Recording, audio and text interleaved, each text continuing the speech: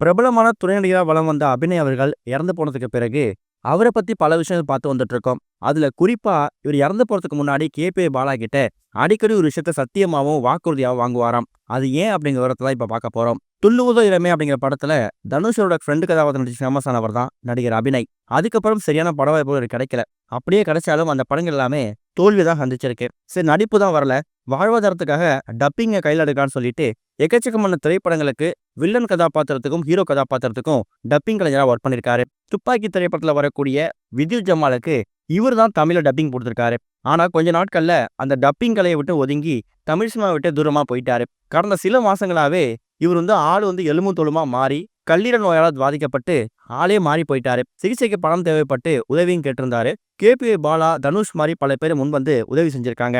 இந்த மாரி சிச்சுவேஷன்ல தான் இப்ப ஒரு நவம்பர் 10ஆம் தேதி காலமாயிட்டாரு. இவரு இறந்து போறதுக்கு முன்னாடி தன்னோட ஓய்வு நேரங்கள்லயும் தனக்கு எப்பலாம் அடுத்தவங்க கிட்ட ஏதாவது ஷேர் பண்ணணும் அப்படின்னு நினைக்கிறாரோ, அப்பலாம் பாலாவ தான் கூப்பிட்டு வச்சு பேசுவாராம். இல்ல ஃபோன்ல பேசுவாராம். தனக்கு வீட்டுக்கு வாடகை காசு தேவைப்படுது, சாப்பாட்டுக்கு பணம் இல்லைனா கூட பாலாவ தான் கேட்பாராம். அந்த மாரி நேரங்கள்ல பாலா கிட்ட இவரு அடிக்கடி ஒரு விஷயத்த சத்தியமாவும், வாக்குறுதியாவும் வாங்குவாராம். அது என்ன அப்படின்னு கேட்டீங்கன்னா, "பாலா, இப்ப என்கிட்ட காசு இல்ல. என்னால சம்பாரிக்க முடியல. என் சிகிச்சைக்கு பணம் தேவைப்படுது. எனக்கு காசு தேவைப்படுதுன்னு நான் உன்கிட்ட கேட்கிறேன். நீ என்கிட்ட குடுத்துடுற. ஆனா நெறைய பேரு கூச்சப்பட்டுட்டு காசு கேட்க மாட்டாங்க. எப்படி அடுத்தவங்கள்ட்ட உதவிக்கரம் நீட்டுறது? அது பிச்சை எடுக்கிற மாரி வராதா?" அப்படின்னு நினைப்பாங்க. அப்படி கிடையாது. நீ உதவி செய்யறதுக்கு முன்வர, உன்கிட்ட கேட்கறது தப்பு இல்லல்ல. ஒருத்தவங்க செய்ய மாட்டாங்கன்னு சொல்லும்போது, அவங்க கிட்ட கேட்கறது தான் தப்பு. உதவி செய்யறதுக்கு ரெடியா இருக்கக்கூடிய நபர்கிட்ட கேட்கறதுல தப்பே இல்ல. அதத்தான் நான் புரிஞ்சுக்கிட்டேன். கண்டிப்பா நீ எனக்கு உதவி செய்வன்னு நம்புனேன். அதே மாரி உதவி செஞ்ச.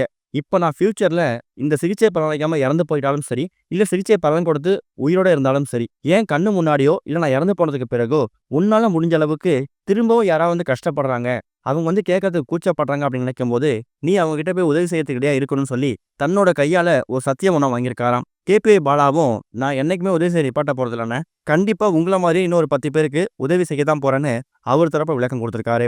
இது ஒரு பக்கம் இருக்க, ஒரு இயக்குனரா மட்டும் இல்லாம இப்ப லோகேஷ் கனகராஜ் ஹீரோவா அடியெடுத்து வைக்க போறாராம். அருண் மாதேஸ்வரன் இயக்க போற சன் பிக்சர் தயாரிக்கிற ஒரு திரைப்படத்துல ஹீரோவா நடிக்க போறாரு. இந்த திரைப்படத்துக்கு லோகேஷ் எவ்வளவு சம்பளம் வாங்கியிருக்காரு அப்படின்னு தகவல் கிடைச்சிருக்குது. கூலி திரைப்படத்தோட ஒரு மிகப்பெரிய தோல்வி விமர்சனத்துக்கு அப்புறமா லோகேஷ் கனகராஜ் பின்னடைவு சந்திச்சு வந்துட்டு இருக்காரு. கைதி 2 டிராப் ஆக போகுது. ரஜினி அப்புறம் கமல் 2 பேரும் சேர்ந்து நடிக்கிற படமும் டிராப் ஆக போகுது அப்படிங்கிற மாதிரி பல விமர்சனங்கள் வந்துட்டு இருந்துச்சு.